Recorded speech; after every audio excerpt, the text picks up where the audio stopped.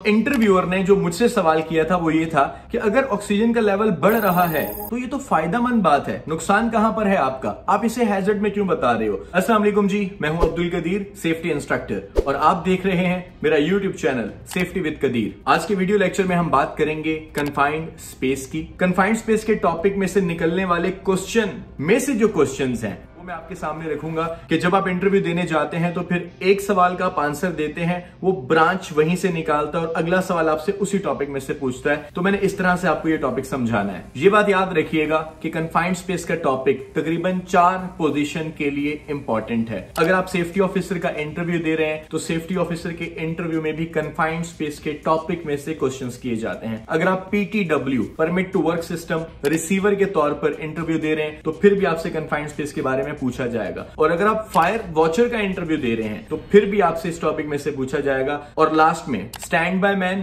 SBM या फिर whole watcher, वैसे ये दोनों एक ही पोजीशन है, इनके इंटरव्यू में भी कन्फाइंड स्पेस के बारे में पूछा जाता है। तो शुरू करते हैं कि कन्फाइंड स्पेस होती क्या है। बहुत सिंपल सी डेफिनेशन है इसकी। कन्फाइंड स्पेस एक ऐसी स्पेस को कहते हैं, ऐसी जगह को कहते हैं जो वर्कर के लिए डिजाइन ना की गई हो। मतलब इंसान आराम से ना एंटर हो सके, ना ही इस स्पेस में से जल्दी जल्दी बाहर आ सके। आप इसे यूं भी डिफाइन कर सकते हैं, आ स्पेस हैविंग लिमिटेड एंट्री और exit. Oil and gas industry में हैवी इक्विपमेंट्स होते हैं जैसे कॉलम, वेसल, एक्सचेंजर, बॉयलर।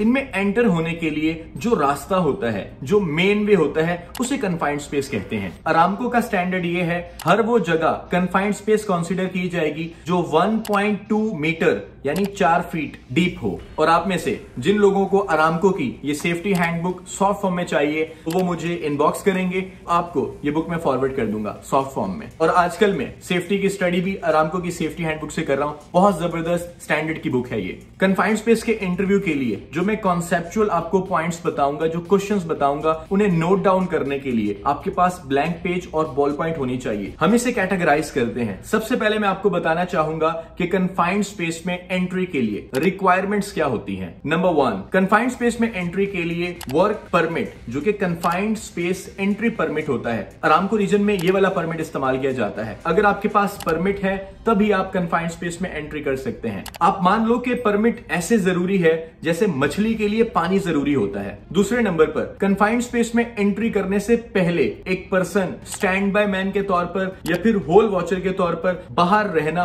बहुत जरूरी है। और अगर कन्फाइंड स्पेस में हॉट वर्क एक्टिविटी जैसे कटिंग, ग्राइंडिंग, वेल्डिंग, इस तरह की कोई भी एक्टिविटी होती है तो फिर बाहर फायर वॉचर का होना भी जरूरी है। और कन्फाइंड स्पेस एंट्री परमिट के साथ हॉट वर्क परमिट का होना भी जरूरी होगा। बेसिक रिक्वायरमेंट्स में साइन बोर्ड का होना जरूरी है और एरिया बैरिकेड होना चाहिए। और आप में से बहुत से लोगों ने ये विंड सॉक देखी होगी, इसे हवा की जुराब कहते हैं। ये हवा की डायरेक्शन बताती है। अगर हवा की सिमत इस डायरेक्शन में है तो वर्कर ने हमेशा क्रॉस विंड करनी है। अगर कन्फाइंड स्पेस हाइट पर है तो एक क्रेन का होना भी नीचे जरूरी है। और वर्कर्स का सेफ्टी हार्नेस लगाना भी जरूरी है ताकि इजीली वे में उनको वहां से निकाला जा सके। और लास्ट में रिक्वायरमेंट्स में स्काबा, स्ट्रेचर, क्रेन, ट्राइपोड, लाइफलाइन, ये तमाम तर चीजें भी जरूरी हैं। रिक्वायरमेंट्स के बाद हम बात करेंगे major hazards of confined space की। कोई भी वर्कर जब कन्फाइंड स्पेस में एंटर होता है तो पहला जो हैजर्ड है वो है डेफिशिएंसी ऑफ ऑक्सीजन। अब इंटरव्यूअर आपसे यहां पर यह सवाल कर सकता है कि ऑक्सीजन की कमी का लेवल कितना होना चाहिए, तो आपका आंसर होगा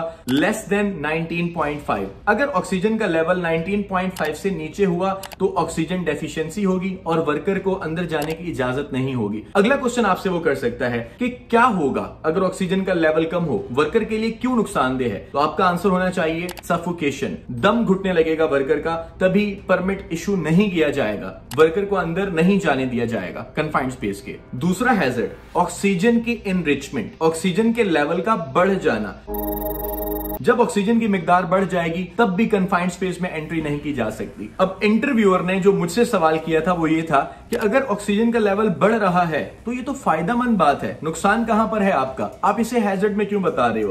तो वहां पर ये आंसर दिया जाता है कि अगर ऑक्सीजन का लेवल बढ़ जाए तो आग लगने के, फायर के चांसेस बढ़ जाते हैं। उसकी रीजन ये है, आग एक केमिकल रिएक्शन है जो कि ट्राइएंगल है, जिसमें हीट, फ्यूल और ऑक्सीजन होगी। अगर इन तीनों में से कोई भी एक चीज बढ़ जाए, जैसे ऑक्सीजन एनरिचमेंट में ऑक्सीजन का लेवल बढ़ गया तो आग लगने के खदशात बढ़ जाते हैं, जिस वजह से कन्फाइंड स्पेस में एंट्री की इजाजत नहीं होती। और इंटरव्यूअर आपसे यह भी पूछ सकता है कि ऑक्सीजन का लेवल बढ़ने से क्या मुराद है, कौन सा स्टैंडर्ड है। तो आपने कहना है अगर ऑक्सीजन का लेवल 23.5 से इंक्रीज कर जाए तो ऑक्सीजन एनरिचमेंट होती है, ऑक्सीजन का लेवल बढ़ जाता है। और यह भी याद रखिएगा जो ऑक्सीजन का स्टैंडर्ड है वो 19.5 से 23.5 के दरमियान में आता है। तीसरे नंबर पर आती है लो लाइटनिंग। जब आप कन्फाइंड स्पेस में एंट्री करते हैं, अगर लाइटनिंग कम है तो वर्कर को नजर क्या आएगा, लो लाइटनिंग भी मेजर हैजर्ड है। और फिर इंटरव्यूअर आपसे पूछेगा कि कितना वोल्ट की लाइट स्टैंडर्ड है जो कन्फाइंड स्पेस में होनी चाहिए, तो आपका आंसर होना चाहिए 24 वोल्ट। कन्फाइंड स्पेस के मेजर हैजर्ड्स में चौथे नंबर पर आती हैं टॉक्सिक गैसेस,